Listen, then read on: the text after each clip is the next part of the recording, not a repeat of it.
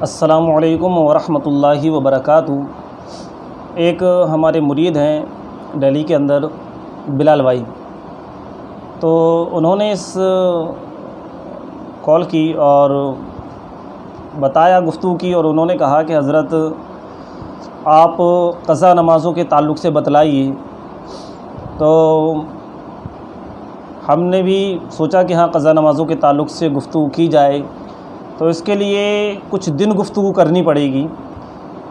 آپ ہمارے ساتھ بنے رہیے، انشاءاللہ امید ہے کہ کافی حد تک قضا نمازوں کے تعلق سے، قضا عمری کے تعلق سے انشاءاللہ معلومات حاصل ہوگی۔ فرمان مصطفیٰ صلی اللہ تعالیٰ علیہ وسلم، جو مجھ پر درود پاک پڑھنا بھول گیا وہ جنت کا راستہ بھول گیا۔ اللہ اکبر۔ تو پڑھ لیجئے درود شریف، اللہم صلی علی سیدنا شفیعنا و مولانا محمد مبارک وسلم، صلو علیہ صلاۃ و سلام علیک رسول اللہ صلی اللہ تعالیٰ علیہ وسلم۔ جان بوجھ کر نماز قضا کر ڈالنے والوں کے بارے میں پارہ 30 سورہ ماعون کی آیت نمبر 4 اور 5 میں ارشاد ہوتا ہے، فویل للمصلین الذین هم عن صلاتهم ساہون۔ تو ان نمازیوں کی خرابی ہے جو اپنی نماز سے بھولے بیٹھے ہیں۔ سورۃ الماعون کی آیت نمبر 5 کے بارے میں جب حضرت سیدنا سعد بن ابی وقاص رضی اللہ تعالیٰ عنہ نے بارگاہ رسالت میں استفسار فرمایا تو سرکار نامدار صلی اللہ تعالیٰ علیہ وسلم نے ارشاد فرمایا، اس سے مراد وہ لوگ ہیں جو نماز وقت گزار کر پڑھیں۔ بیان کردہ آیت نمبر 4 میں ویل کا تذکرہ ہے۔ صدر الشریعہ بدر الطریقہ حضرت مولانا محمد امجد علی اعظمی علی رحمۃ اللہ القوی فرماتے ہیں، جہنم میں ایک ویل نامی خوفناک وادی ہے جس کی سختی سے خود جہنم بھی پناہ مانگتا ہے۔ جان بوجھ کر نماز قضا کرنے والے اس کے مستحق ہیں۔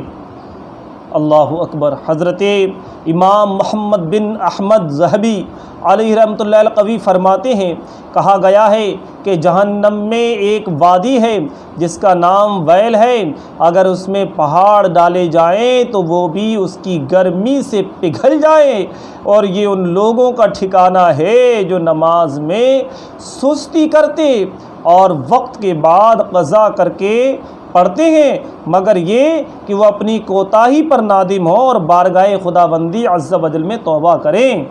مگر اگر وہ بچنا چاہیں تو وہ بارگاہ خداوندی میں توبہ کریں اور اپنی کوتاہی پر نادم ہوں، اپنی نمازوں کو، قضا نمازوں کو، جو قضا ہو چکی نمازیں انہیں پڑھیں۔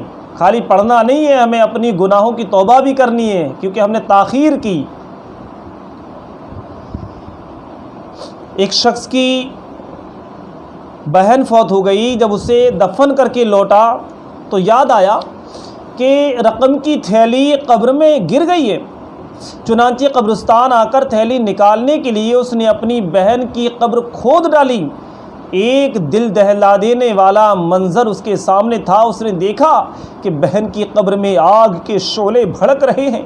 چنانچہ اس نے جوتوں قبر پر مٹی ڈالی اور صدمے سے چور چور روتا ہوا امام اپنی ماں کے پاس آیا اور پوچھا، پیاری امی جان، میری بہن کے اعمال کیسے تھے؟ وہ بولی، بیٹا کیوں پوچھتے ہو؟ عرض کی، میں نے اپنی بہن کی قبر میں آگ کے شعلے بھڑکتے دیکھے ہیں۔ یہ سن کر ماں بھی رونے لگی اور کہا، افسوس، تیری بہن نماز میں سستی کیا کرتی تھی اور نماز قضا کر کے پڑھا کرتی تھی۔ اے عاشقان رسول، برادران اسلام، جب قضا کرنے والوں کی ایسی سخت سزائیں ہیں تو جو بد نصیب سرے سے نماز ہی نہیں پڑھتے ان کا کیا انجام ہوگا۔ اللہ اکبر۔ اب بات یہیں پر پوری نہیں ہو جاتی، ہمیں قضا کے تعلق سے کافی کچھ حاصل کرنے کی ضرورت ہے۔